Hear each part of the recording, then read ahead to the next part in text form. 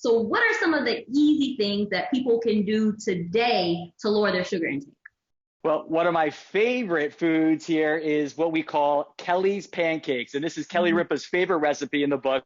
And what I love about this specific recipe is, most of us are unknowingly having dessert for breakfast, and pancakes and syrup is at the top of that list. It's literally refined flour and the sugary syrup. It's going to spike your glucose and your insulin, and it's going to raise inflammation. So this is a healthier version. So in this batter, what we're adding are things like bananas, eggs, raw almond butter, vanilla, sea salt, and then you blend that up. And then on a hot griddle, a little bit of coconut oil. You're going to make these just like you would make normal pancakes. Now, note, they might come out a little bit darker, but they're not burnt. That's because of the banana. And then we added a rhubarb compote on top. But right now, rhubarb is not in season. So instead, we made a blueberry strawberry compote. We added some lemon juice, some lemon zest. You basically just put that in a saucepan for 15 minutes. And then you get something that looks like this, a much healthier version that's going to strengthen your body, not stress your body. And I'm telling you, your kids are going to love this one. I came down this morning and we made these. There was a little piece bitten out for my 6-year-old. So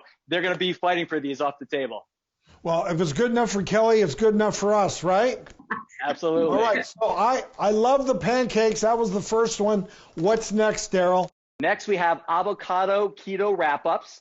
And what I love about these is that they take less than 5 minutes to make. They're super easy and they taste incredible. So this is going to replace like your taco, your burrito, and even your sandwich. So what you want to do is get a butter lettuce or even romaine lettuce. And then in that, you're going to add some azuki beans, which are great because they're high in protein. They're high in fiber. You dice up some avocado, which I call God's butter. It's like the most perfect food.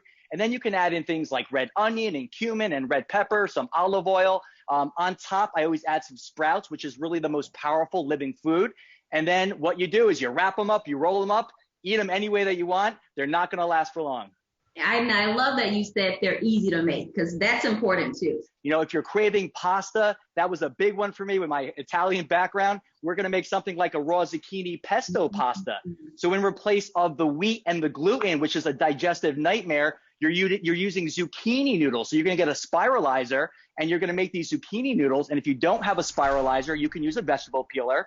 And then what you're going to do is create a dairy-free vegan sauce, which is using basil and walnuts, which is a brain food. You're adding olive oil and garlic and lemon. You blend that up, you add it on top, you garnish it with some basil, and this is a phenomenal recipe, and you're going to think that you're cheating. So try it out, stick with it. As you do this, this is going to strengthen your body, and this is what a strength eating meal should look like.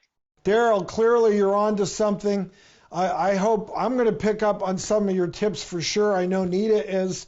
Really good stuff. Thanks for joining us and sharing today. Thank you so much for having me on, guys. I appreciate it.